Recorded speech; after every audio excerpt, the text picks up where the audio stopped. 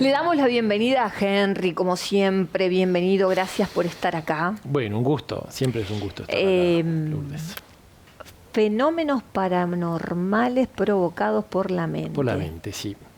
Porque viste que hay muchos, lo hablábamos la otra vez, los fenómenos paranormales, en su definición son fenómenos al costado de lo normal, vendría a significar, ¿no? Pero muchos de esos fenómenos son bastante más normales de lo que parece, ¿no? Y muchos de esos fenómenos están relacionados con cosas casi que cotidianas, ¿no? Cotidianas me refiero a que en todas las casas ha pasado algo extraño, ¿no? Y quienes investigamos estas cosas, bueno, tenemos catalogados desde la parapsicología en lo personal cuáles fenómenos pueden estar asociados a algo más interplanos, interdimensionales, algo más angélico, demoníaco, y otros más parapsicológicamente propiamente dicho, que son más asociados a lo que produce uno, cualquier ser humano, como efecto que no lo tiene conscientemente asociado a su incidencia, pero que básicamente pasa, ¿no? Claro, es facultades que tenemos, que no las sabemos que la tenemos y pueden hacer cosas que después la vemos como que son de otra cosa. Provocan cosas. Esa cosa de cosas. Sí, provocan fenómenos inconscientes que, bueno, catalogamos como fenómenos paranormales, ¿no? Claro. Entonces, hay algunas categorías ahí que están interesantes para conocer, que, bueno, que seguramente muchos se van a sentir identificados por lo que vamos a mencionar, ¿no? Por ejemplo, hay un fenómeno conocido como poltergeist, ¿sí? Ya el nombre es un poco engañoso, ¿no? El fenómeno de poltergeist viene de la conjunción en alemán de la palabra polter y geist, que vendría a ser espíritu burlón o ruidoso, ¿sí?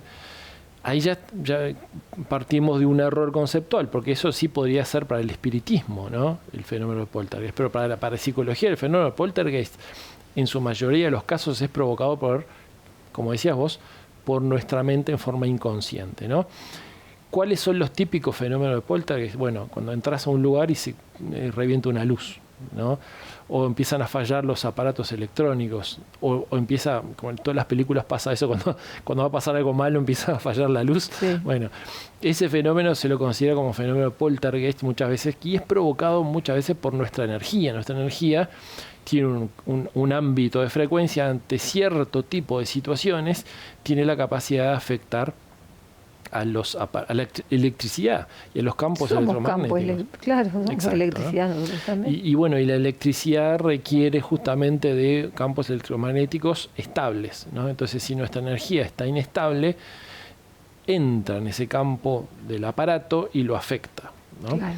Viste que a veces hay rachas inclusive de que todo se te rompe, ¿no? Totalmente, se te rompe absolutamente. el microondas, la computadora, el celular. Sí, y le damos como una carga mágica o negativa, ¿no? Pero porque nosotros estamos muy desestabilizados, ¿no? Exacto, sí. Y esos fenómenos que a veces son de rachas y a veces son inmediatos, claro, ¿no? Como te decía, ¿no? Que se te rompe algo en forma inmediata cuando entras a algún lugar, ¿no? Me acuerdo una vez, ahora recordando, ¿no? Que traje algunas veces a Sixto Paz a Uruguay, ¿no? A dar conferencias, ¿no? Y nunca estuve con una persona que generara tanto ese fenómeno como él, ¿no? De hecho, era entrar a un estudio de televisión y se quemaban 3 o 4 lámparas. Me pasó con un profe mío. Pero este hombre, a donde vaya, pasan ese tipo de cosas. De hecho, a veces hasta se han caído focos enormes, o sea, es rarísimo, ¿no? Bueno, pues eso es la energía humana que depende cómo esté vibrando, produce ese tipo de... Perdona que te interrumpa, ¿no? Antes que sigas. Los trastornos mentales también pueden verse asociados a estas distorsiones energéticas, ¿no? De hecho, dentro del fenómeno de poltergeist, que hago una aclaración, el fenómeno de poltergeist se diagnostica cuando el fenómeno o los fenómenos siguen a la persona, ¿sí? Ahora, si es una casa en donde suceden las cosas y esté quien esté, pasa, capaz que hay otro tipo de fenomenología, ¿no? Pero se diagnostica de esa manera. Y en muchos de los casos, o en forma frecuente, se dan personas que están alteradas emocionalmente o con problemas psiquiátricos también, ¿no? Lo que no implica de que el problema psiquiátrico sea totalmente paranormal. No, el problema psiquiátrico es una cosa, pero a su vez su estado emocional muchas veces produce, como bien decís, fenómenos que alteran el ambiente, ¿no? Dentro de esa categoría de fenómenos paranormales poltergeist están los ruidos, los pasos. Inclusive hay otro fenómeno asociado que es el movimiento de objetos, ¿no? Inexplicado obviamente, ¿no? Que tiene que ver justamente con una fuerza mayor, ¿no? Porque ya que se muevan objetos, hay otro fenómeno asociado que es el aporte. El aporte es cuando desaparece una cosa, no sé, dejaste ahí algo y apareció en otra habitación. Eso ya requiere como más energía y son más intensos esos fenómenos. Pero todos están encuadrados dentro del fenómeno de poltergeist y que tiene que ver con una incidencia humana, que muy probablemente, hay muchos estudios que indicaron esto, ¿no? Que quien lo produce es el propio ser humano a través de su emanación o su energía, ¿no? Hay otro fenómeno que puede estar relacionado en menor caso, o menor cantidad, con el fenómeno parapsicológico, que son las casas encantadas, ¿no? Las casas encantadas, digo casas encantadas por clasificarlo de una manera, ¿no? Son casas en donde hay actividad paranormal intensa. Claro. ¿No? Dentro de esos fenómenos, evidentemente, hay un patrón, ¿no? Por ejemplo, las casas en donde más fenómenos paranormales hay son casas antiguas. Claro. Entonces decimos, ¿por qué las casas antiguas? ¿Qué sucede en la casa antigua? Bueno, hubo vivencias, ¿no? Hubo mucha cosa que se generó en ese lugar desde estados emocionales.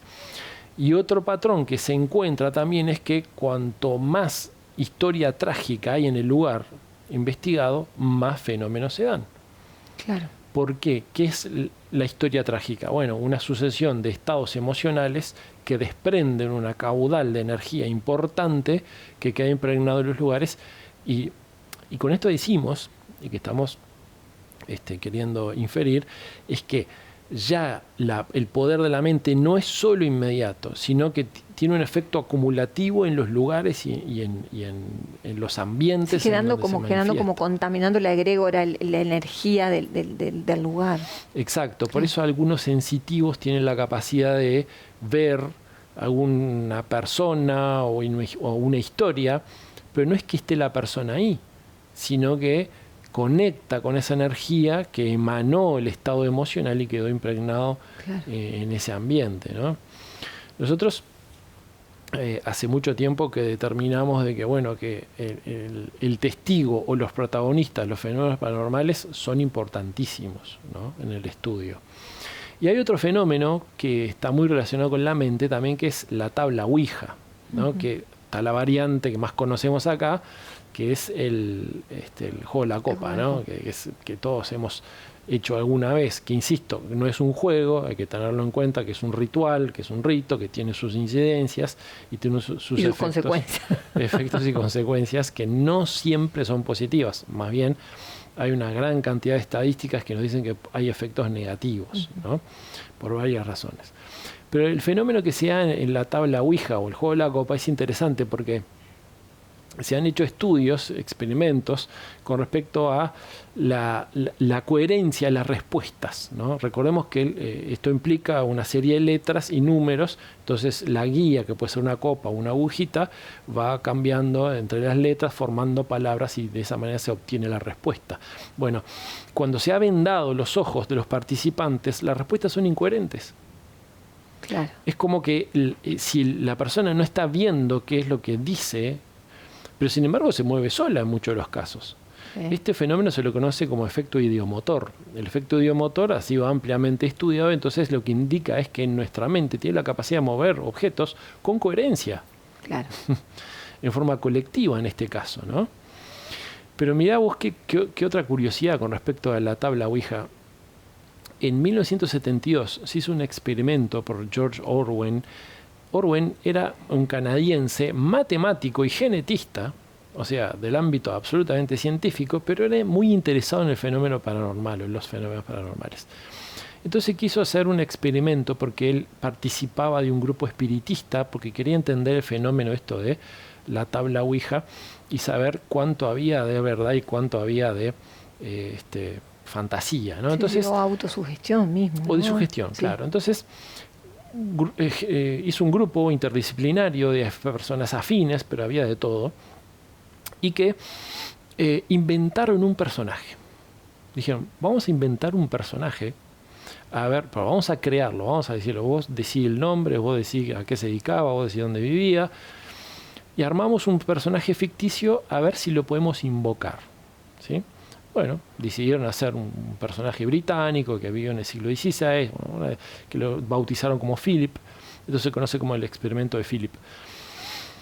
Y empezaron las sesiones espiritistas a ver si al principio no tuvieron éxito hasta que poco a poco empezó a conectarse con ellos ese ser, ese supuesto ser que ellos habían inventado. Claro. Y eso empezó a corroborar de que muchas veces todo ese tipo de fenómenos lo podemos provocar nosotros también. Lo que no implica que nos siga siendo peligroso, porque no sabemos qué cosas podemos provocar. Sí, sí, obvio. ¿No? Y es más, después hay registros de que otros grupos también contactaron con ese ser inventado. O sea, no era real, no era un espíritu real, quiero decir, ¿no? Claro. Entonces imagínate el poder que tiene nuestra mente para provocar ese tipo de fenómenos. De hecho, hay una pregunta que nosotros hacemos, quienes investigamos esto, cuando nos denuncian un fenómeno extraño, es si había un adolescente en el momento o si en el lugar vive un adolescente. ¿Por qué? Porque en la adolescencia nosotros despertamos en forma descontrolada todos nuestros potenciales. Se descontrolan nuestras hormonas, nuestras emociones, nuestra mente, nuestras capacidades psíquicas y nuestro poder mental también. Y eso es un poder mental que se dispara en forma inconsciente y que cuando lo controlamos podemos provocar un montón de cosas para nuestra vida, pero cuando está inconsciente y descontrolado provoca fenómenos de ese tipo. Sí, casi siempre. Sí. Súper interesante, yo me quedo así, me hacen así de todas las señales que se nos terminó el tiempo, pero es sumamente interesante, tendríamos que tener mucho más tiempo para hablar de todo esto. Por eso agradezco este espacio para hablar de estas cosas, para mí es un placer no hay recibirte, casi, entonces está bueno. Porque es súper interesante, porque son situaciones que suceden, que pasan, son cosas que pasan y siguen pasando y pasarán, porque son inherentes al ser humano. Y hay que entender la mente del ser humano. Exacto, tal cual. Por eso justamente mañana, martes 14, voy a estar dando una clase gratuita sobre el poder de la mente, online. Aquellos que quieran participar me avisan y los anoto. Perfecto. Hay que informarse, porque en realidad a partir de esa información y de todo lo que vos investigás, uno realmente puede tener una vida mucho más saludable, claro, ¿no? En ese sentido. Claro. Porque si no vivimos como aterrados, con miedos, con cosas que a veces son mucho más solucionables de lo que creemos. Es que lo dijo el propio Jesús, la verdad los hará libres. Exacto, entonces, absolutamente. Cuando tenés conocimiento, sos más libre de entender y de manejar. Absolutamente, absolutamente. Gracias. Un placer. Bueno, continuamos.